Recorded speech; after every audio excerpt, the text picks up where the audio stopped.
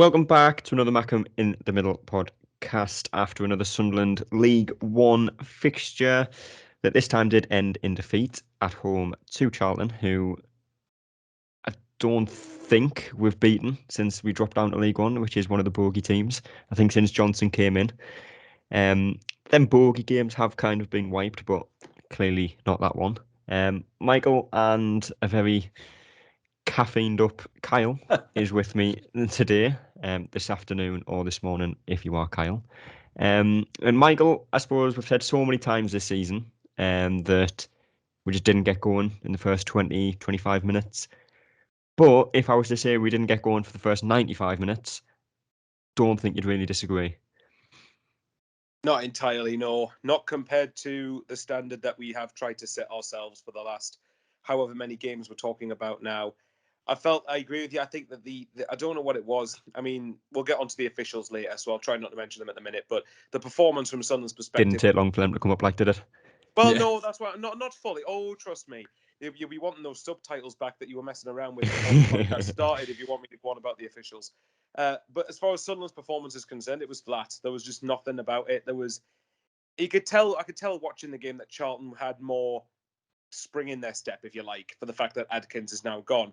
Funnily enough, that's the reason I wanted them to wait until after this game to get rid of him. Yeah, right. But because I think if Adkins had been there, I think we would have beaten them quite comfortably. But do we deserve to lose the game?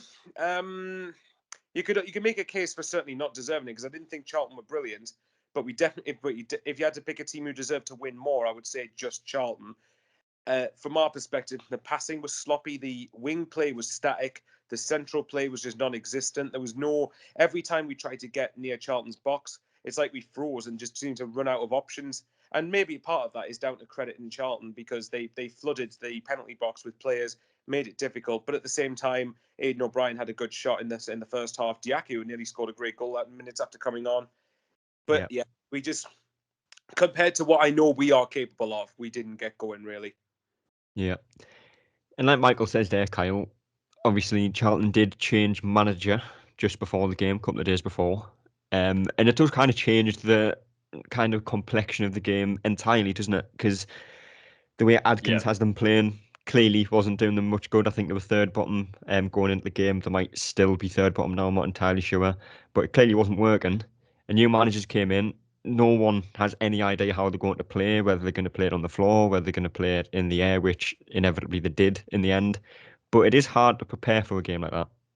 Absolutely. And they kind of had two bumps to play with here, because, when a new manager comes in, all those players want to prove themselves, right? They want to prove that whoever the next manager is going to be, like, hey, like, look at how well I played against Sunderland. And then anytime a team comes up to the Stadium of Light, they always tend to play really well. And, there's obviously a few exceptions, but a team like Charlton, who has, pretty storied history, they've beaten us before, they've beaten us in really big games before. They were never going to lack in confidence, even if none of those same players were there. But I mean, you had the likes of George Dobson putting in a great performance, right? It's like, how do we let this happen? And it was just those two things working against us, as well as just our own just crap quality of play, to be honest.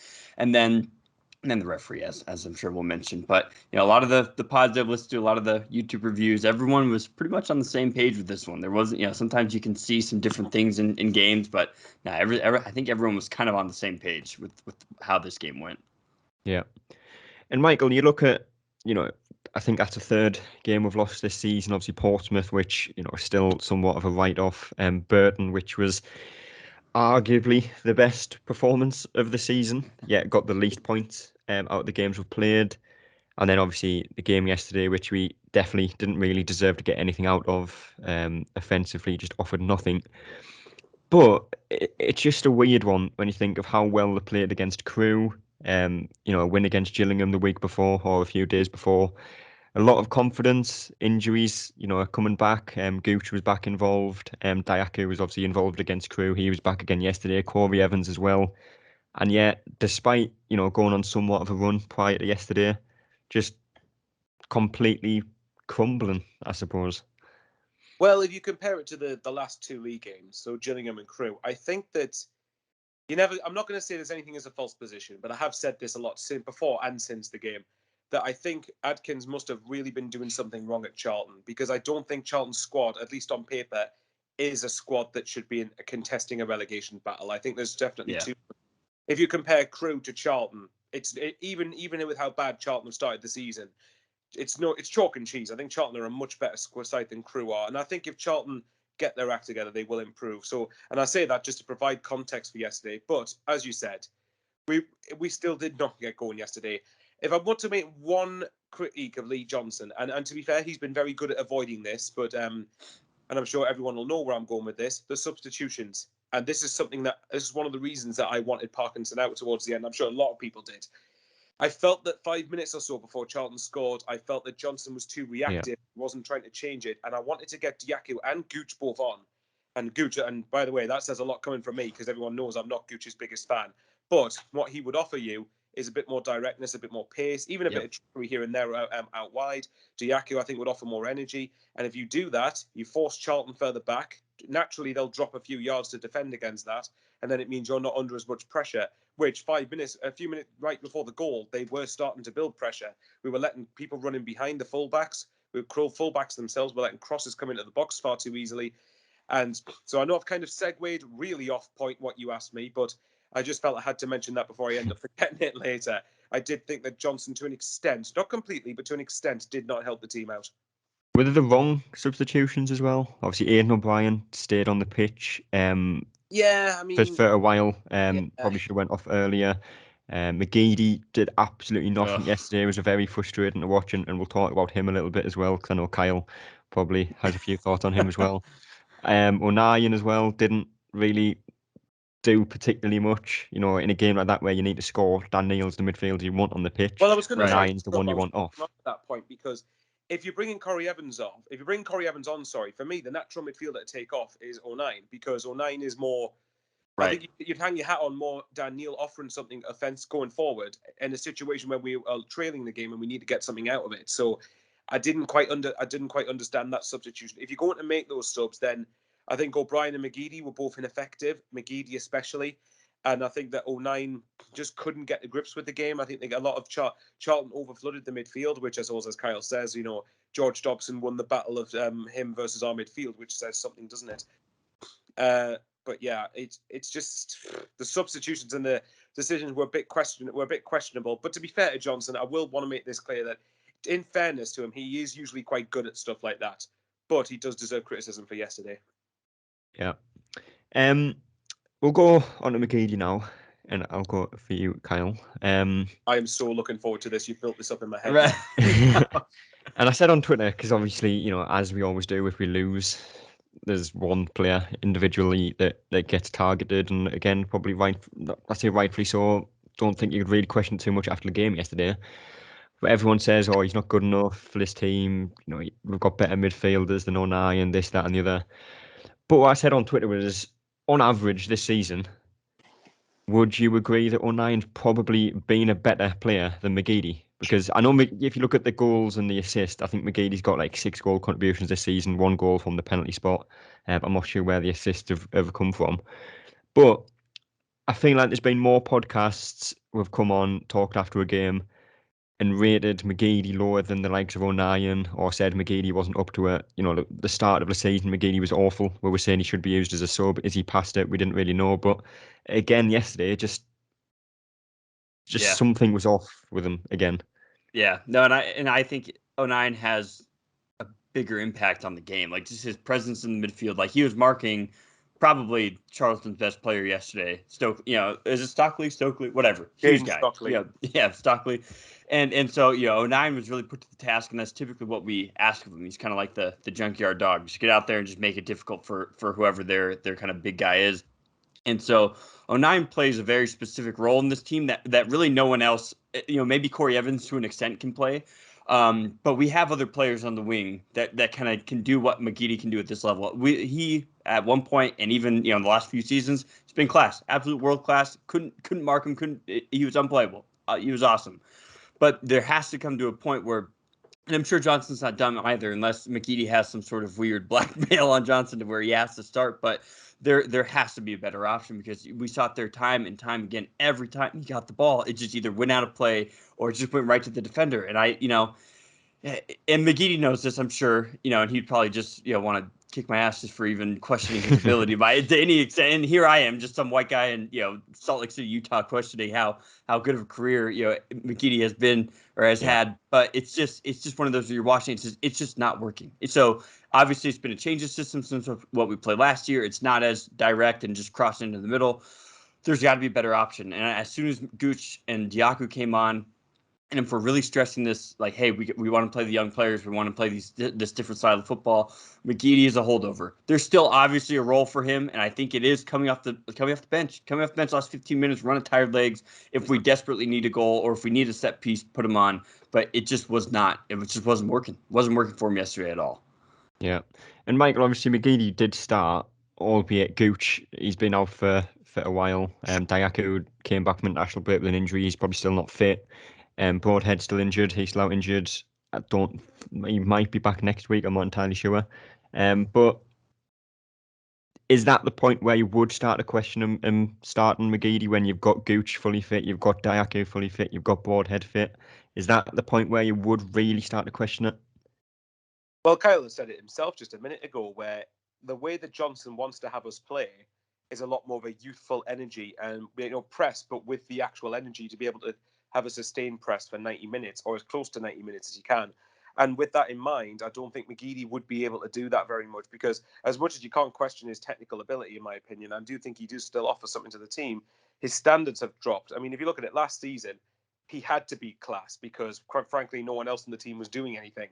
Yeah. And this season, and I think because now he's realised that there's, Embleton. I know Embleton's central, but he's there. You got Diaku, you got Gooch, you got Broadhead. You've got different options there. You would then start to question: can McGeady really play from the start? Or if McGeady does play from the start, if you can see that he's tiring, then you have to bring him off with a reasonable amount of time left in the game. So I do think McGeady for this level, for League One, can definitely still offer something.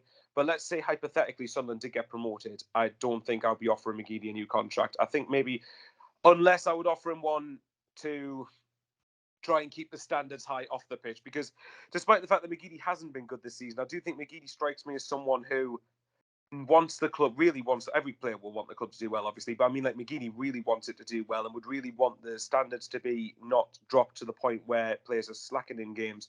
But obviously, but also we have to remember, was he 35 years old at this point? 35, 36? Yeah.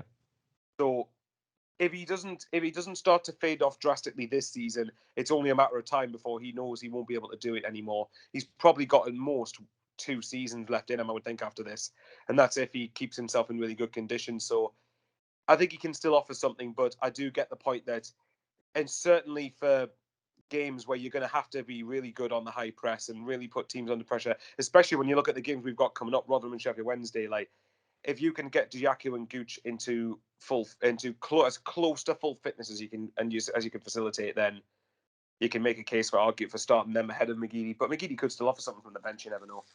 Yeah.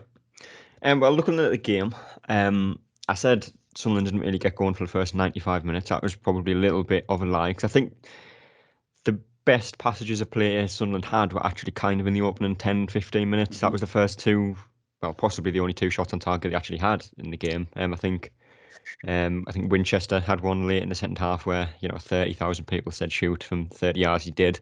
It was just a team effort. But O'Brien had an effort saved. Again, possibly could be doing better with that one. Sergen, a good run forward before he fired it straight at the keeper as well. But Kyle, despite the chances that we had early, we just looked lost for a lot of the first half. We just couldn't keep the ball. Charlton were winning every second ball, occasionally winning the first ball as well. It was just a performance that you'd have expected if it went into half time. Lee Johnson gets into the players, they come out second half. There's a big difference. You go and get an early goal, 2-0 up. But none of that happened. Right. Yeah. And that's now I tend to feel as soon as we don't get that early goal, that first 15-minute goals, I start to get that sinking feeling a little bit. It was different against Gilliam. We got the one right before half, which was awesome. But yeah, as soon as this one went in, with no score, and I was just like, man, like, this is going to get tough. And then, Serkin had a great shot that went right off the top of the bar. But we were just trying to be way too cute around the box. Is really, I think, the only way I can put it. It's just like one too many touches, one too many passes. We just have to get somebody on the ball. And there was a few times it was driving me crazy. The ball would be out in the wing, typically, honestly, to McGeady. And I'd see Dan Neal in the middle, not like in a scoring position by any means, but just in the middle with acres of space in front of him, just with his arms up. Just like if every attack we have does not touch Dan Neal at some point, like we're doing something wrong, because he is without a doubt our best player. I have no problem saying that he's our best player on the pitch. And to see him asking for the ball and then not getting it because someone like McGeady wants to try to dribble 2 or 3 people down the wing, and it's not just him. Like I really don't want to just act like I'm just putting it on him, but I did notice it a lot with him yesterday. So we got to get the ball to Dan Neal because he's direct. He goes right at goal. He can either have a shot on goal if he wants, but yeah, and then we sub him off, which was crazy to me as well. We just have to be more direct, and maybe it's just with the amount of like subtle changes we've had with injury, with the red card to Embleton, right? I still don't think we've had like our full strength squad or full starting 11 in quite some time, and maybe that's good. I keep forgetting we're about a quarter of the way through this season. Is that fair, roughly? Yeah, pretty much. Maybe, yeah. So I mean, I think we're at that part now where things are going to start to settle. Hopefully we can get some health back. But and other teams will definitely start to rise and fall. I think we'll have a clear identity where like you said, Charlton's not going to be at the bottom forever. We're just at that point in the season where we just have to figure out what is our style, how are we going to attack every single game, who's going to be on the pitch.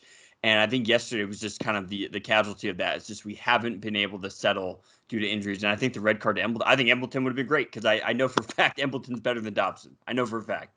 So it's just having him and having the stupid red card. It's just those little things where we might be able to get away with it now, but come along these next couple months, we can't we can't let a red card like that happen to where it throws off our whole, for a game or 2 or 3, or it throws off our whole system. Yeah. And just before we keep talking about the actual game, I was going to mention it earlier, but I forgot, to be honest. But obviously, this is the 3rd game we've lost this season. Obviously, the future is the future. You don't know what's going to happen. But going off the last 2 games that we've lost, Burton, we lost. A good performance we put in there. Bounced back with a win. I think it was 3 or 4 wins after that. Portsmouth, heavy defeat on a swimming pool. 2 or 3 wins off the bounce after that as well. I suppose the one promising thing from this season in comparison to last, Michael, is how well we seem to bounce back from a defeat.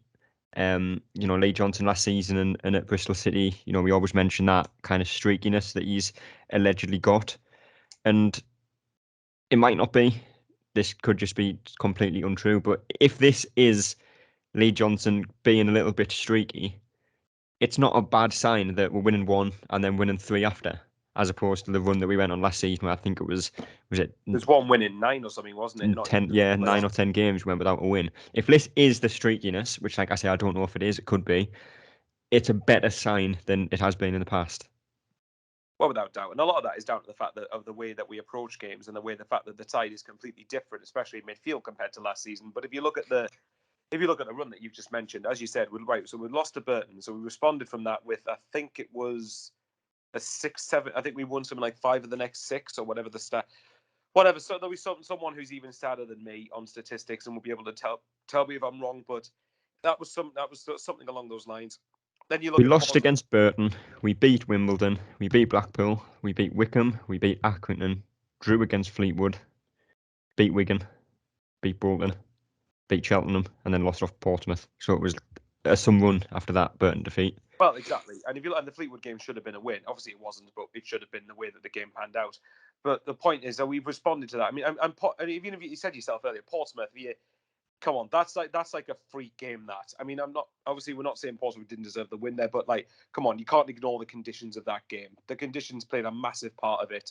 Whether it's an excuse or not, the fact it doesn't really matter. The fact is that it did play a part in it, and you're not going to play again. You'd like to think you're not going to play against that 99 games out of 100.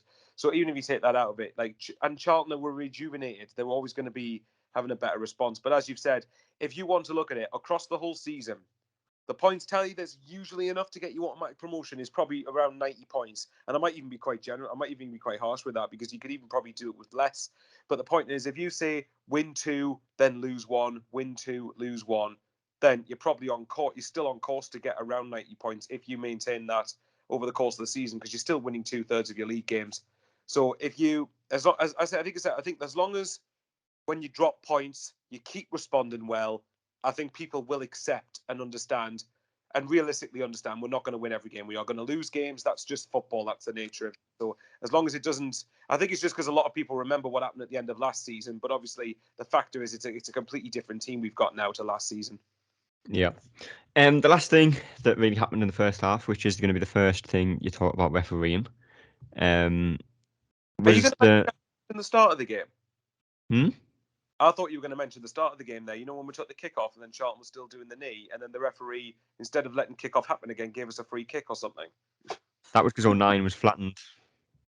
Oh, okay. Well, I didn't see that, but there you go. Yeah, I think it was. We took the kick off and then someone literally flattened 09 after about 3 seconds. That's where the free kick came from. Fair enough.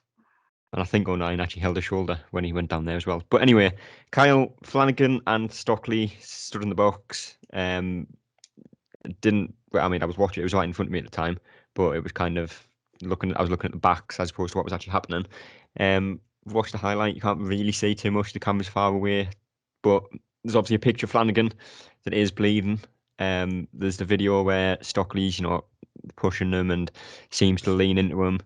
There's clearly contact between Stockley and Flanagan's face because there's blood. And unless he's, dressing up for Halloween a little bit early with the fake blood, don't know where else that would come from. And Johnson said he should have been sent off for it. He claims it was a headbutt. Charlton fans are obviously going to deny it. Stockley's obviously going to deny it. But if Flanagan goes down, if he rolls around, if Sunderland surround the referee and, say what's happened, anything could happen. Could have been a red card. And that's almost the frustrating part about a player like Flanagan because he's not one to flop, right? He never really is the one to flop or draw fouls or try to do this. He always just tries to have normal conversation with the ref. But this referee is just an idiot. I mean, it's just flat out. He was a mag, apparently, our lad. I wouldn't even surprise me in the slightest, And it's just, and I hate. And everyone said it, like the referee was just bad. We should have obviously played better, yes. But to say that the referee doesn't also have an impact on how the series of events go within a game is also just naive. Because especially in League One, and I think that's my least favorite part about League One is just the inconsistent refereeing. And I don't even remember really that situation happening, to be honest, with the headbutt and things like that. But I saw it all kick off on Twitter and whatnot. But it's just it doesn't surprise me at all, But could we have played that maybe a little bit better? Sure. I still don't even think it would have gone in our favor. I think he could have chopped an arm off and the ref would have just told him to get up and that is no foul. Like it's just it was just one of those games where nothing could really go. Nothing. The ref wasn't willing to concede anything our way. And it's the same thing. I'm not going to let the big Sunderland crowd intimidate me. It's like we're not trying to intimidate you. We're just trying to get you to do your job, just like any of us. All those people in the crowd have to show up to work and do their job to some level of competency. Otherwise, you're going to get sacked. You're going to get time off, whatever. The ref shouldn't be any different. We just expect him to go there, show up, and do a job. And he just was terrible yesterday. Just absolutely horrible. Just took all the frustration out of the game. And Charlton played to it perfectly because they knew as soon as we got frustrated, as soon as we started worrying about the ref, they were able to just be physical in the middle and kind of dictate their way of the game. So it was just, it was really frustrating. And I hate blaming refs, but it just took a lot out of that game. But you can't ignore how bad the referee was, though, can you? That's right. the problem. And right. I always have, look. Don't get me wrong. It's not in the main the referee's fault we lost the game. And by the way, as you said, Charlton were able to play what was going on perfectly, and they for me, Charlton wanted that game more than Sunderland did. I'm not saying we didn't try, but I felt that they were given that extra 10%, whereas we didn't seem to be. But just because I hate this narrative that just because we've been rubbish, oh, that's it. The referee doesn't deserve any criticism. As Kyle just said there, I'm sick of hearing that narrative. Just because we've been rubbish, why you can say we were bad, but also say the referee was just as bad, if not worse. The same referee as well that squared up to, I think it was Alan Judge, wasn't it? So he clearly has some kind of referee in another game. Then, really, in my opinion, but he clearly has some kind of need to be in the the front of the action. Well, it looks like he looked like he probably thrived off it. I mean, look at what happened with the goal. I think there was like probably 3 or 4 contradictions in that, or whatever it was. So I think the linesman might have either blown for like a free kick or a what it foul was is I've actually looked at this back and I was wrong when I said it on Twitter because it looked like the linesman had flagged for a Sunderland foul because I thought like Flanagan or someone had been pushed, but and the referee seemed to point towards a halfway line, which if it was a Sunderland free kick, that was obviously the way he'd point. But he was actually pointing to the halfway line, and that's when Sunderland cheered, thinking the goal was disallowed. It wasn't. The linesman flagged because the ball was already over the line before O'Nien punched the ball in the back of the net. And you'll see if you watch it back, I think the referee went into the goal to speak to O'Nien and basically told him, the ball was You're over the line. lucky. You've got off with it because otherwise it's a red card because you've handled the ball deliberately. So that's what it was. So it was never actually a foul for Sunderland, I don't think. Although I did think it at the time, but that's why the linesman flagged for that goal. I think it could have been a little bit. There was a little bit of a shove in the back, but Yeah. it was just like Charlton in the playoffs. In the playoff final too, Flanagan got absolutely just ran over for their last goal too. It's just so fitting, right? It's just like we just can't escape. We can't escape Charlton apparently.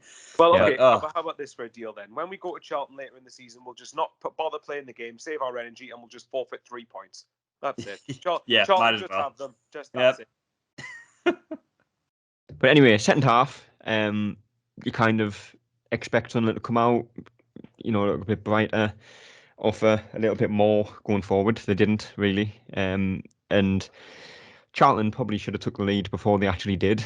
I think it might have been Purrington. I think it was. A cross was fired across the goal, and he must have been 3 yards out, and somehow played a 1-2 with whoever crossed it, as opposed to putting the ball in an empty net. But they didn't take that one.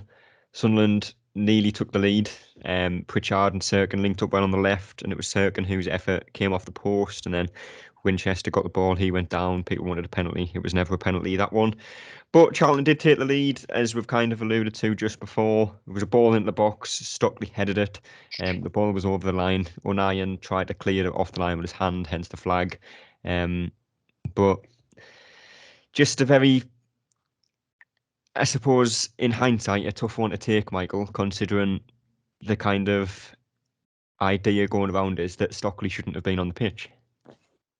Yeah, it is a frustrating one to take, but at the end of the day, we still had to deal with the situation. And at the end of the day, as I said it before Charlton scored, there was about a good 5-10 minutes spell beforehand where we kept inviting pressure. We sat back repeatedly. We were allowing Charlton to put cross after cross after cross into the box. And we kept on not heeding the warnings and not learning the lesson from it. So in a way, we kind of got what we deserved because we were just inviting it repeatedly. But, like Kyle said, it's the state of the shocking officials in this league that Stockley should have been sent off. Yeah, should have. You could argue we should have been. And in some ways, maybe the fact we didn't react probably did play against that, because if you're wait, obviously, I know we had the debate about it last week, but remember that red card at Gillingham? That was probably exacerbated by the reaction of Steve Evans and the Gillingham dugout and the Gillingham players. So in a way, we probably don't do that enough. As horrible as it is, by the way, I don't like the fact that people surround the referee to try and You've got to do it. But if everybody else does it, why? Someone give me a reason why we shouldn't do it then. But as far as I'm concerned, yeah, we invited the pressure ourselves, but considering Stockley arguably shouldn't have been on the pitch, I do get your point. Yeah. Again, second half, Sunderland, were trying to get back in the game. I think Gooch and Diaku came on. Evans came on for Neil, as we mentioned earlier. But other than Diaku having a shot off target, none of them really influenced the game. Evans was never really going to have much of an influence on a game when you're 1-0 down. But another refereeing decision seemingly went against us. Kyle, ball into the box. Stewart hit it kind of on the half volley, and it happens very quick. But from the highlights, from the replay that I've seen, and the reaction of the Sunderland fans and the players, it's a handball, and it's a shot on target if he doesn't handle the ball. Absolutely. And everyone there is like, oh, well, it kind of looks like he hit the head. But the thing that you look at, and unless you're Mike Tyson, if you ever get hit in the face to any capacity, your head, or you're going to grab your face, your head's going to go back. It doesn't matter. Even if like a piece of paper blown in the wind hits you in the face, kind of takes you back. Absolutely no way it hit him in the face. It hit him directly in the bicep, right? He had his arm kind of up above his head right there. And that was when I was really like, this is just that game, isn't it? If we don't get that call, and it's obviously we don't have VAR, we don't have this and that. Sure, it was a pretty tight angle. But the fact that the player didn't touch his head, and he realized it about a minute afterwards, like, oh, I should probably grab my face because I'm supposed to sell that, hit me in the face. I mean, it's just where was the linesman too? I mean, the linesman would have had a clear angle of that. You would think, right? And it was just that part was so frustrating because if you get hit in the face, you're gonna go down immediately, cover your face, your head's gonna shoot back. None of that happened. None of it happened, and it's just like I said, unless you're a prize boxer or something like that who's used to getting hit in the face, you're gonna react to some, an immediate response, and it didn't. And that was just another one of those examples of, we were there, we maybe manufactured an opportunity close enough, but when you have a ref like that who's just not going to call it, it just doesn't matter. And maybe that's what we deserve. Maybe we did deserve a point if we would have got that, so we would have had to made the PK, obviously. But it's just that was just kind of the icing on the crap cake, so to speak. It's just like, man, if we can't get that, then that's just how it is. That is just the type of game that it is. Yeah. And just in general, Michael, the rest of the refereeing in the game was just shocking. And like I say, it's easy to say the refereeing was shit when you've lost a game. It's harder to say it when you've won a game because chances are it was in your favour. But just in general, we didn't deserve to win that game, regardless, whether we got that penalty or not. We didn't really deserve to win the game anyway. Whether it was a push on Flanagan-Flair goal or not, whatever, we didn't deserve anything out of the game. But just in general, it's just so frustrating. I know at one point, I think it might have been the last 5 minutes, Charlton made a substitute and their player was literally stood on the line, the person that was going off. And instead of taking a step to his right and going off and the game gets restarted, he's walked on the inside of the line on the pitch. The referee's just watching him, does nothing about it. And it's Corey Evans that goes over and does the referee's job and basically tells him to get off the pitch. And there's just so many times this season where teams have come to the stadium at light or even at home and just wasted time. Their keeper. There's someone out there knows the rule with a keeper because I've always been under the idea that after 7 seconds, if you're holding the ball, it's an indirect free kick to the opposite team. That's always been my understanding of the rule. Yet no one seems to follow it. The keeper was. I don't even think he got booked in the game, did he, for wasting time? Jaden Stockley. No, he wasted time about half a dozen times. Yeah, Jaden Stockley likewise. He kicked the ball away, punched the ball away a few times. And, none of that really influences the result of the game. But it just adds the frustration where the referees just have no control over the game whatsoever. Well, exactly. I mean, and don't get me wrong. If you, from Charlton's perspective, you can get away with it. And in their situation, there is no way they're not going to do that. Any team in that situation would do that. And I don't blame Charlton for it. But the thing that I've always said it constantly, and I said it even when we've been wasting time. Look at the amount of time we had to waste at Gillingham last week when we were down to 10 men. But the fact is, the referees just have no balls or no backbone to actually bother to think, you know what, they're taking the mick here. What should be happening, in my opinion, is that if you... And by the way, we're not just talking when teams are leading. We're talking from the first 3 minutes, and you two can back us up. That is not an exaggeration. I've seen teams come up here from minute 5 and try to time waste for a draw, and they're more within their rights to do that. Obviously, if that's what their tactic is, but at the same time, the referee should be thinking, right, come on, this is taking the mick here. For me, if you do it once, verbal warning. If you maybe do it a second time, get one warning. The thing is as well, though, I know so many away games I've been to and some of the games that I've watched. I think Crewe was a very good example of it. We were 4-0 up. I think the Crewe had a shot, the ball went out into the Crewe crowd. Ball came to their ball boy, who threw the ball away from Hoffman. He didn't even try to give the ball to him. And yet the referees walked over to Hoffman and basically said, hurry up. And, we're 4-0 up, there's a couple of minutes left. Yeah. It's their ball boy that's throwing the ball away from us. And yet, at home games at Sunderland, that never seems to happen to the opposition. They're never told to hurry up. They're never told to do this, never told to do that. The referees just seem to ignore it. And I don't want to sound biased, but it generally seems the case. You've just summed it up there. It's lack of a backbone. That's the problem. Like I said, if you do it once or twice, get a warning, and then if you do it again, you should get booked. And sod's law, if you do it again, get sent off. I've seen a couple of occasions where players have been sent off for time wasting. I mean, there was someone in the internationals recently, wasn't there? I think it was Jamal Lewis did it. Wasn't it? First half. I was trying to think yesterday where it was, and I thought it was a League One game for some reason. But no, you're right.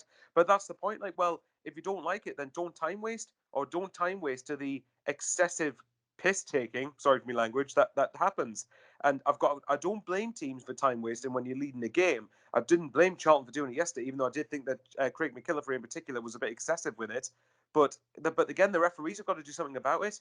And it's funny how every time we seem to, and this is not meant to be like referees have an agenda against Sunderland, because I'm pretty sure it's not. But it does feel like half the time, if we try to time waste, we get, like you said yourself, on Tuesday at Crew, we get told to hurry up with it when we're 4-0 up.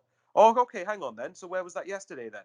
Where was that then when Charlton were taking 10 hours to actually take a throw-in, to take a goal kick, to take a corner, take a free kick, whatever? And again, I don't blame Charlton for time wasting at all. I don't blame. It'll be football. It'll be suicidal in football terms for them to go out and try and go forward and risk themselves conceding. I understand that. That's not their problem. But at the end of the day, the referees have got to have more of a backbone and actually start doing something about it. Yeah. Well, we did lose the game, as you can probably tell by everything we've said.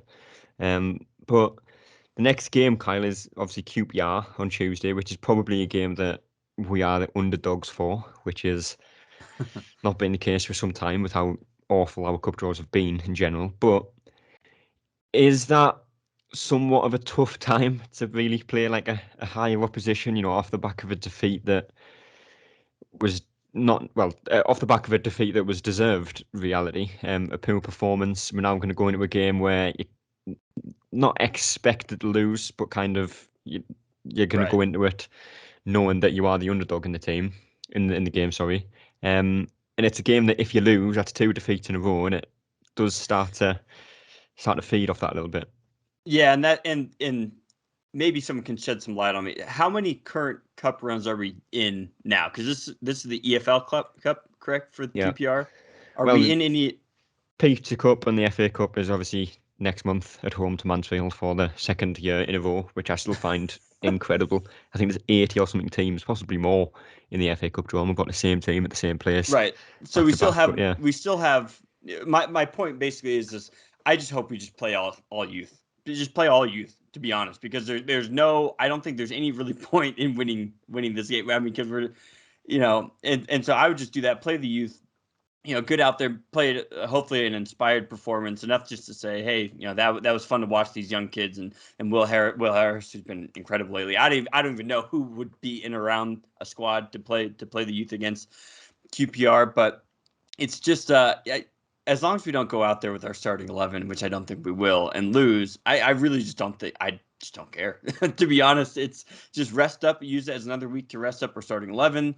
Play the youth, get them excited, get them kind of chomping at the bit, because we never know when we're going to have to rely on them again. And we've seen our teams. I mean, we've beaten the likes of Sheffield United, right, and Burnley before, in these types of cup games, and with the not starting 11. So, but I to your point, it would look, another loss would look bad, especially because Rotherham coming up the weekend is not a pushover to any extent.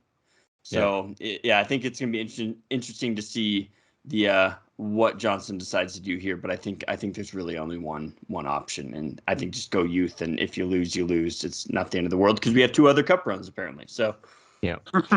I think this game takes on a bit more significance just because we lost yesterday. I think if we'd won, a lot of people would go, right, okay, this is a cup we're not going to win. You like to win it, but sod's law if you don't. I think this game, if you feed, I kind of agree with Cal. I think I want a mixture of youth, but I also want a side that's going to be competitive. I want a side that's going to, if say we played a reserve team but also had 5 or 6 youth players, and we lost narrowly or lost on penalties or something, I think people would be understanding in that it's not our first team. It's a cup we weren't going to win. And but I do get, 2 defeats in all competitions doesn't look great, whatever way you slice it. So, and remember, I think QPR have a game next Friday in the Championship. So that's 3 days after they play us. So I can't imagine that the likes of, the likes of their first teamers, or like Lewis Chair, for instance, I can't imagine he's going to be playing in this game, or you'll have a very reduced role, I would imagine. Yeah, I mean, I'd probably guess at the likes of Alves, Denver Hume, possibly like Diaku. I think Embleton's probably back for the game. I think he might start, but at the same point, Michael, if you win this game, you're in the quarterfinal of the cup. That you kind of at a sense of like, I don't know how you really put it, but if you win this game, you kind of feel invincible. In a weird sense, you're in the quarterfinal of the cup. You've beaten, a top half championship side. It puts a lot more faith in the squad. The players will be happier. The fan base are going to be behind it. I think it's a sellout crowd as well at QPR, which for a midweek cup game away to a London club is remarkable. But you can kind of see it from both sides as to whether you rest your players because you've got a win on Saturday against Rotherham, or do you go and get yourself in the quarterfinal of the cup, get yourself a big team at home, or this, that, and the other. It is a tough one in a sense. It is, but I think my approach would be, out of the two games, QPR and Rotherham coming up in the next week, Rotherham's a much bigger game in my opinion. It's the one that one's where QPR, like Kyle said, Rotherham's going to be no pushovers, and I think you need to rest as many for key crucial first team players as possible. I would still like to put maybe, like I said, Embleton. Whether I'd play, it depends whether his suspension counts for this game. If it, in a way, I hope it does, because I'd rather have Embleton involved for Rotherham. But for this game, again, like QPR, I'd imagine would rest a few players if we do. I think the main thing from this game, the very least you want, is to just have us not be embarrassed. If we're competitive, then fantastic. But as you said, if you get into the quarterfinals, then I think there's a very good chance if we get the quarterfinals, we could be the only EFL team left in the League Cup. I think if you look at the League Cup and FA Cup, I mean, forget Papa John's for a minute, because there's a realistic chance we could win that, whatever people's thoughts are on it. I'd rather take this cup more seriously than the FA Cup, because at least this cup run, realistically, if it doesn't end this week, will probably end in December, whenever the quarterfinals are going to get played. The FA Cup will go on towards the second half of the season, when we could be in the Papa John's, albeit our reserve side will play in that. But that's when the real crunch fixtures are. And quite frankly, the FA Cup is what Kyle said about the energy drink cup, basically what I can call it. I kind of have that sentiment with the FA Cup. I really could not care less about that. So, but again, cup run can inspire us. You never know. It's happened in the past, hasn't it? And we'll move on to the player ratings as we do, and it's probably not going to be the 7 club as we have kind of turned into this season. But we'll start with Hoffman. Michael 6, just had nothing to do really. Can't add to that, so I'll keep it short. Yes. If I even went first on that one for you, so you could add something to it. Yeah, well, Shameful. I'll let Kyle do it this time then, because I think Kyle's probably going to be more articulate. He had a few really nice throws. I like that. I like when he gets the ball and he's immediately looking up. There was one poor one, like, where he just seemed to throw it in the middle of the pitch and there was no one there. Guys, but I love it when Kyle said that. Like, well, his throwing was nice. Hey, he had nothing to do, but his throwing, his arms are lanky and they were good. Right. As an American football fan, I just imagine him as a quarterback. Tom Brady back and drop dimes, right to people's feet, right? 40 yards down field. So I love to see that. But no, I mean, you're right. There's not really. He didn't really have a whole lot else to do. Yeah. Winchester 6 again, just didn't really do much. Kyle. Yep. I mean, he played defensively well, and that's the frustrating part of this, right? Because if they had been really like dicing us up and really finding these lanes, I'm sure we could be a lot more critical. But the hard part is especially our back line. Honestly, they played well. It was just one set piece with a guy who shouldn't have been on the pitch, really, who just kind of bullied his way into the box and scored. That wasn't on Winchester, which we'll get to. But yeah, that's kind of the hard part. It's when defense plays decently well, but it just doesn't go your way, it's hard to be too overly critical. So yeah, 6 for Winchester. Yeah, Michael. This is becoming the 6 club, isn't it? Forget the 7 club. Yeah, 6 again. I think that obviously there was a couple of times he tried to get forward. I remember obviously that shot we were talking about. It was straight at McKillivray, which was tame, but it was just standard Winchester for this season, really. Yeah. Tom Flanagan 7 for me. Defended well, got nutted in the face, and didn't go down like an absolute fanny like some people do in this league. But yeah, 7 for me. Michael. Yeah, I agree with that. I think that he was our best defender. I think Tom Flanagan bailed us out a couple of times. I think a couple of times, we'll get on to Cirkin in a minute, but I think Cirkin a couple of times was really caught out of position, and Flanagan had to really bail him out with some last ditch interceptions and challenges. So yeah, fair enough. I agree with that. Yeah. Kyle. Thing I noticed about Flanagan is I think he's really worked on his lower body strength, because I remember last couple of seasons where he'd be in troubles as soon as they're in the box, they chop it back and he would just reach for it because he's tall, he's got long legs like that. But when you have a strong base, you want to just stay in front, and he's been doing a really good job at not having to reach. He's always in good position because he's kind of got that strength to stay in front, stay with the man. So, like I said, his progression this year has been great. He's the leader. You can tell he's always yelling, which is good. You need that just from someone. Maybe he needs to learn the dark arts a little better, right? Sell a few of those. A few of those fouls, but yeah, I mean, yeah, he's the leader. I would agree with the 7 as well. I think we're going to agree a lot, unfortunately, but it's just the way of the beast. Doyle 7 again. Just didn't really do much wrong. Possibly maybe other than Akinfenwa when we played them, probably the hardest kind of striker he's had to deal with in terms of physicality. And I don't think he did too badly, to be honest. So yeah, 7, Michael. He said, well, you said it wasn't the 7 club. I think we are starting to get into a 7 club. Although this might be the only, I think I'm guessing him and Flanagan are the only players you probably got down as a 7. So, but yeah, I think, I would probably go along with that. A little bit of suspense. Yeah, exactly. Jane Stockley is, again, he's not quite as muscular as Akinfenwa, but as you said, that's probably one of the toughest tests he will have had to come up against, and he'll have to get used to that if he's going to be playing in this league every week. So, but yeah, didn't do himself any harm yesterday. Yeah, Kyle. I'll go with the 6 only just because I don't really remember him. I think he did have a few nice passes out from the back, and he did take the ball up the field well. Something that I feel like he hasn't done as much. He hasn't, splashed those passes, and I think a few of them did connect yesterday, which was nice to see. But like I said, I don't really remember him having a huge impact. So I'll go with the 6 just to be a little different there. Yeah. Well, Michael said he thought that would be the last 7. Do you still think that? No, they'll definitely. Okay, fine. I'm going to say no just because Kyle said it, and I won't look like as much of a mug if he say no. Because I also went with a 7 for Sergen. Yep. Who I think, like I say, I've said this every week, and I'll probably keep saying this every week, up until he's, signed by like Real Madrid at the end of the season. But he is just generally getting better in every single game that he plays. He looks a lot more confident on the ball.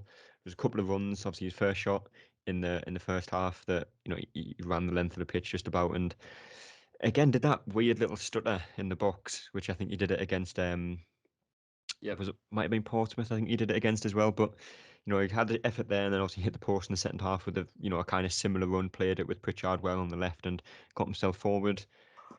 Passing, his ability on the ball, it's improving defensively. Again, I think it was you that said this quite a few times, Michael. He looks so confident at the back. He doesn't dive into challenges very often. He stands his ground well. Very often will a player get the best of him. So again, 7, Kyle.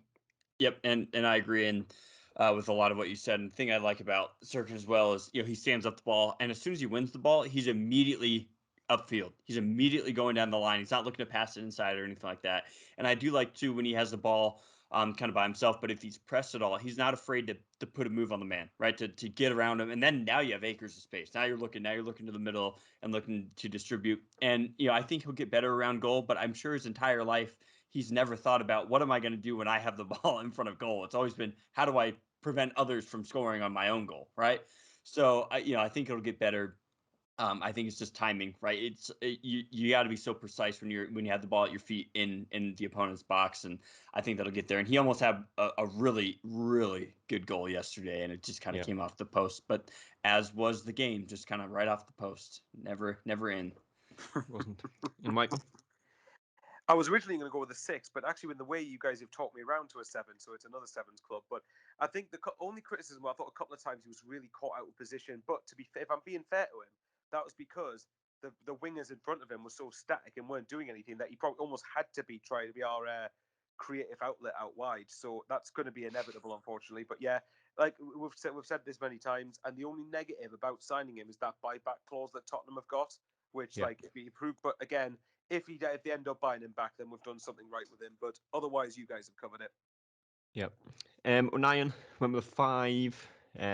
First of all, I love O'Nien, but fucking not a clue whose idea it was to put him on free kicks. I do not get that decision. You've got McGeady on the pitch. I think Diaku might have been on the pitch at the time. You've got anyone, on free kicks, especially when if you're 3-0 up in that game, fair enough. Stick O'Nien on, see what he can do. But in a game that chances were very limited, you need to get a goal to get yourself back in the game. I don't know why O'Nien's taking free kicks. Could we not have just put Hoffman on them and just have him throw the ball at the back of the net? Hey, we're getting somewhere. Yeah. But other than that free kick, he didn't do too much wrong, but just had little influence on the game. I've not really too much else to say, to be honest. 5, Kyle? Yeah, no, I think 5 is fair. He, like I said, he had the tough task, and he always does every game. And he's not 100% either. Like his shoulder obviously still impacts maybe how physical he can be, and that's just it's unfortunate that we just don't. I mean, now with Evans coming back, I think this will relieve this a little bit. I think he just needs a break. To be honest, he's played a lot of minutes, a lot of very physical minutes as well. Up against a tough opponent yesterday. I don't think he did. He wasn't as bad as the first half of the Gillingham game. Not even close, because that was an awful performance. So he at least played his role well enough. It's just not enough. There wasn't enough work. And yeah, those free kicks too. I don't know what I prefer less is missing the target completely, going over the goal, or going directly into the wall. I think I'd rather him just go directly into the wall, because you never know what can happen there.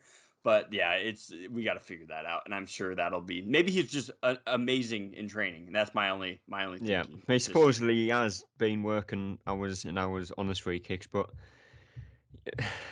if you work hours and hours to become a pilot, you're not going to be thrown into the deep end and fly a plane. Right. And I mean, True. it is slightly different, but the same kind of idea. Just keep an eye on free kicks from now on, unless we are comfortably winning the game at the time. But Michael, 5 as well. But as I said, even if he keeps practicing a load of free kicks, well, you need to practice on hitting the target first, mate. As for the general game, I think the best thing I can say about it was that, and this is more Lee Johnson's criticism again, that he was the midfielder instead of Daniel that should have come off when Evans came on. Yep. yeah. And moving on to Daniel, I went with a 6. I just think he was a little bit better than O'Nien. Still not great. But I think that was partly down to the fact that he had nothing around him. There was no movement. O'Brien was kind of, just static for large parts of the game. McGeady was never really the outball. And the bits that he did do, he did quite well. A couple of nice runs forward. Just lacked that little final pass. There was one through to Stewart in the first half that was just over hit. But yeah, 6 for me, Michael.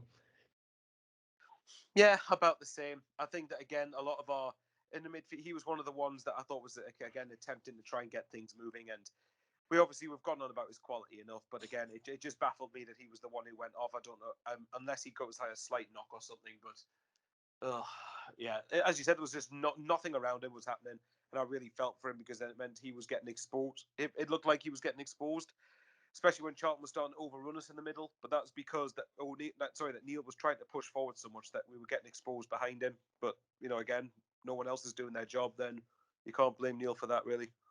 Yeah, Kyle. Yeah, and I really liked what Dan Neal did yesterday. I liked how, like I mentioned it earlier, he was always in the middle of the pitch asking for the ball, and like McKinney just wouldn't give it to him. It was driving me crazy. And I'm pretty sure it was mentioned, I think, on another pod. I think Dan Neal has played the most amount of minutes out of anybody in our starting 11. So maybe that's it. Maybe it is just a management type of thing. It just didn't. It would make sense maybe if we were up, or even draw. I don't know. So we'll see if Johnson has anything to really say about that. I think we have to give the benefit of the doubt to Johnson with these types of decisions until things go horribly awry.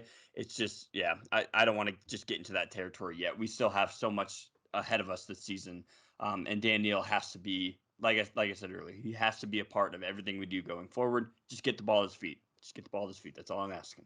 So I'd say 6. Yeah. O'Brien went with a 4, I'll probably say. Just just so many games he offers little. Some games that he is valuable at, and I think it's probably mainly them kind of scrappy games. You're probably going to see a lot of the ball against Crew. He was valuable to have on the pitch. He offered quite a bit in that game, but yesterday, just with how little movement there was, having O'Brien on the pitch limits that even more. It was very wasteful in possession. I think there was one good attack we had in the second half, and we got forward, and he's absolutely smashed it out of play. And I think he was only attempting I a 2-yard remember that. pass. Yes. That was just very wasteful in possession. And like I say, that passage of play kind of topped his performance off. So I went with a 4, Kyle. It's so tough because he has the hustle. He's in the right spot. He makes some good moves. He puts himself in good positions, he has the hustle of like an 8 or 9, and then he just has the delivery of like a 1. And I like him. I'll come out and say I like Aiden O'Brien. I think he does offer something. I think he's good on the ball for the most part. His delivery, I think he just gets in his own head. I think he thinks that he's a better player than he is, which can be the detriment to many. You just got to play the simple pass sometimes, but he's always finds himself in good positions. It's just we got to figure out that final delivery. But it's just gonna be tough because I think we have other players on the bench who can come in and make an impact, especially as Broadhead gets healthy again. I'll give him a 5 because I think, like I said, he did create. Yeah, I guess he had the potential to create some really winning opportunities, and it just didn't come off for him. But I like him. Participation trophy. Yeah, yes. The millennial way, everybody gets a trophy. Michael?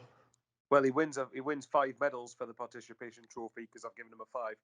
So the best thing I think he did was that we had one chance in the first half where he ran pretty much just inside the box and had a shot, but it was a shot straight at McIllivery. But he managed to fashion himself get himself into that position to create the chance. But other than that, I agree. I felt he was one of the biggest. He was one of the bigger culprits. Not the biggest, funnily enough, but one of the bigger culprits in being static. There was little movement. He just wasn't offering as much as what I would like to see from him.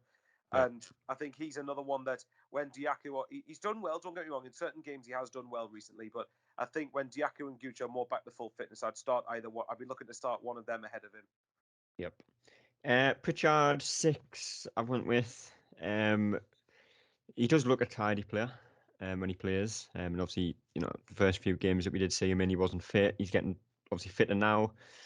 Played well against Crewe, rightfully kept his place in the team, albeit it didn't really have much of a choice with Embleton suspended. But I think he probably would have had a higher rating if there was more movement around him. Because again, similar to Neil, I think he didn't have a bad game, but was limited in what he could do because of those around him. So 6 for me, Michael. I'm pretty much repeating what I've said with Daniel, but yeah, again, 6. I felt offensively he was Sunderland's best player yesterday. I felt he was the one. There was a couple of times he had to come deep to receive the ball, and then he was trying. I could see at least 2 or 3 times he was looking around him, going, "Where's the movement? Where's the forward runs? Where's you running it? Where you're not pressing and running down the channels or anything like that." So for me, I thought he was one of the few. Really, him and Daniel were the only 2 really going forward who I thought were fully attempting to do anything but everyone else was just so rubbish around them that they couldn't do much. So yeah. But 6-6 I think is fair for him. Yeah, Kyle. Yeah, I'd agree. I think he plays really well. I'm really excited to see a partnership with Pritchard and 09 or not 09, excuse me, Gooch out on the wing, because I think those 2 are very kind of similar in the type of player. They're both, on the smaller side for sure, but quick, right? They're always looking quick. I think Gooch most of our team are pretty short, aren't they? I think we've always had quite a short team in this league, haven't we? Yeah, Pritchard just looks abnormal, like especially short, I guess. Yeah. But I think those 2, I think they're going to link up really well because Gooch does make those quick runs. He goes from 0 to 60 very quickly, and I think Pritchard has the ability to thread those types of balls in. So I think that partnership moving forward is going to be interesting. But then we have Embleton coming back, and see, that's just the problem with this type. It's a good problem to have, I guess, but. I'll leave it there for that. That'll be discussions for another pod. But yeah, I like what Pritchard did. I think 6 is well warranted. I think he was the only one kind of in our attacking 4 that really had some impetus going forward and trying to make that winning play. Yep. Second last was McGeady, who again went with a 4, just offered nothing. Kyle. I'm gonna give him a 2. I'm gonna give him a 2 because I was that frustrated with. I can't really put into terms just how wasteful it was, and just I don't remember him doing anything that was like, oh, that was McGeady. We almost scored from that, right? I felt like everything he did just went right into the defenders, every single time, just trying to dribble defenders and lost it, and didn't track back well enough. I just was not a fan of that performance yesterday, but I love Aiden McGeady. I just want to put that out there as well. I absolutely love him. He's ever since I've been a Sunderland fan, he's been like really the only constant on this team. I think him and Tom Flanagan have been kind of the only constants on this team, since I've been a fan. So love what he's done and love the goals he scored, but it has not been coming off for him this season. Yep. Michael? See, hearing Kyle say that when you say McGeady and Flanagan have been the most constant since he's been a fan makes me wonder why he chose us when we're in the third tier. I don't know how my brain works, but I like I've said before, I wouldn't change it. Wouldn't change it for the world at this point. Oh yeah, I mean, the I'm hooks glad are we in. reached the level of competence with the Sunderland. That'll be quite nice. But yeah, It can for only go Sunderland up. for life. Well, anyway, to not segue, yeah, McGeady at 4 as well. He just was very ineffective, did very little. And again, I do think he understands himself that the standards have been poor, but you know, you can't ignore the fact he had arguably one of his worst games yesterday. Yeah. And last but not least, Ross Stewart is always a difficult one, but I've went with a 7. Purely because just his energy is a lot, is the best way of putting it. You know, he runs the channels well, he chases every single ball down. You know, for someone who's 6'3", 6'4", his first touch is always very, very good. Obviously should have had the penalty. Had a good effort saved in the first half, it was from like a half volley from a corner. And again, you know, similar to Pritchard, similar to Neil, I don't really want to rate him down just because of how little he had around him. So I'll go with a 7, Michael. Oh, I'm going to be very harsh. I'm going to go with a 5. I didn't think that was probably, and again, it's because I know Stewart can be really, really, really good. I just felt yesterday I didn't notice him do all that much. But again, a large part of that is down to the fact there was no movement around him. And if I'm being totally fair, when the crosses were coming in, Charlton, there was far too the crosses were so wayward that Charlton could head them out or clear them too easily. But as far as Stewart was concerned, I didn't see him stretch them anywhere near enough as I would have liked. But that could be equally attributed to what was happening around him. Yeah, and Kyle? Yep, and I'll go with the 6 just because I think he did work hard, but he just didn't. I mean, he had an opportunity, didn't go in the back of the net, unfortunately. Should have, maybe, if there wasn't an arm in the way. But I'll just go with the 6 because I think he worked really hard and got it done. Just, you know, he's on the field to score goals, unfortunately, and if we're judging them by position, you know, I think he just didn't score for us today, but he did everything else really well. So if he scored, yeah, 7 or an 8 easy, but I'll leave it so that way I can give out more justified 7s and 8s in the future. Yep. Dennis Serkin, I went with man of the match. Kyle? Oof. Yeah, that would be hard to argue. I love his style of play. He had really probably our closest goal opportunity. So I would say I would agree with I would say either Serkin, maybe Pritchard, but yeah. Yeah, Michael? Full house for Serkin. Very nice. Well, next game is QPR in the Cup, which we are going to win the whole thing. As I've said, we are winning 5 trophies between now and next season, possibly 6, because obviously if you win the FA Cup, I think you get winning European. League One, the League Cup, the FA Cup, the Papa John's, and the participation trophy. Is that right? And the Community Shield next year, which obviously you win if you win the FA Cup. Down. Fine by me. Win a lot. It's going to be very underwhelming when we win nothing and we're playing Forest Green Rovers next season, right? No, let's not think of that. Let's say it's underwhelming, but we finished second, and we're still going to be right. Who's rubbish? Who are we going to play? Luton Town next season. Luton. But QPR score predictions, Kyle. Oh, QPR. I think we'll probably. I think 2-1. You can't predict a defeat, by the way. You're not allowed. Okay, not allowed. Oh, in that case, 6-0. Why don't you just say draw, go to penalties, but not predict the outcome? Honestly, that's really what I was thinking. It's like I feel like this is the type of game where we go to penalties and then we miss like 3 just terrible penalties. We don't have Will Grigg taking penalties, so maybe that's different now. But yeah, I don't see us winning, but I don't really see it being like I don't see us really trying to go out there and win. As dumb as that sounds, because we want to win every game, but I guess we'll see more on Tuesday. But I think you're not going to see us prioritize that game. Yes, correct. That is correct. Yeah. So I'd say 2-1 defeat. I couldn't even name one person on QPR. So there you go. That shows my level of championship football there. Yeah, I think I could name a couple, but not many. But Michael, predictions? If QPR field their first team, I don't think they will, by the way. But if they field their first team, then yeah, I think we'll get beat. But I'm going to go. I think I'll tell you what. Then I've got a hunch we're going to win, and I think it's because QPR, because they've got a league game 3 days after playing us, they're going to prioritize. I would imagine they're going to prioritize that game more. But I also think we might take them by surprise, actually. So I'm going to go. All right, I'm going to go outlandish. I'll go 3-1 to Sunderland. But if we get knocked out, I'm not going to lose sleep over it. Yeah. Well, Sunderland never do anything you'd expect them to do, so 3-0 Sunderland is the only correct answer for that game. And very quickly, then, who are we going to face in the quarterfinal then if we win? I don't even know who's in it. Have a nice Liverpool at the Stadium of Light. There you go. We haven't had a home draw. That'd be Hang awesome. on, we haven't had a home draw yet in this competition, have we? We've had, this is what I checked before. I mean, I can't remember the exact numbers now, but in this specific cup, we've had something like 3 home draws in 7 years That tells us. in this cup. Jeez. Joey, would it be funny? Like we had like 3 home draws and they all came in the 2014 League Cup run. Yeah, it's something stupid like that in terms of how many home draws we've had. We've had very few in this cup. I think FA Cup, obviously, we've had Mansfield, and you'll never believe it, but we have Mansfield again. Do you think But it's yeah. it's geographically where we're located? Do you think it's just like, oh, they just want to favor the London crowds to stay kind of around the southern part? There's something on League Cup draws. Like, I'm not having it with you. When you think of how many teams are in this FA Cup, Right. what are the odds of getting Mansfield back-to-back Here's seasons the at home? conspiracy theory, right? So say they think Sunderland's a mental fan base. They take loads of away fans everywhere they go. So let's keep drawing them away. That's so therefore fair. they'll spend more money on these tickets, and therefore we'll get more money out of it. Yeah. I agree. I think there was one season where we played Accrington like twice in a week or something as well, wasn't it? Yep. In the cup and then in the league. But anyway, less of that. That is the time we have today. That's more time than we have for today, but we have went over, as we often do. But appreciate you both coming on again. Hope you enjoyed your coffee, Kyle. Of course, always do. It's always better after a win, though, isn't it? I know. It didn't taste as good today. Tastes a little bit sour, I'd imagine. Agreed.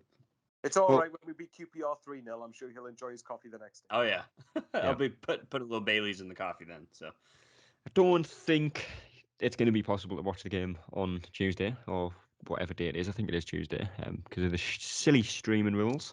Unless you are a very special person, and I believe you do get priority. Or if you go to the game, you'll be able to watch it. But if we can't, we'll be back on Sunday to talk about Rotherham's game, which is going to be another long drive for me. And then again on Tuesday against Sheffield Wednesday. But hopefully the next 3 games are all wins. And podcast would probably be shorter if we win them games, which would be pleasing. But we will be back on Sunday. But until then, see you later. That's all, folks.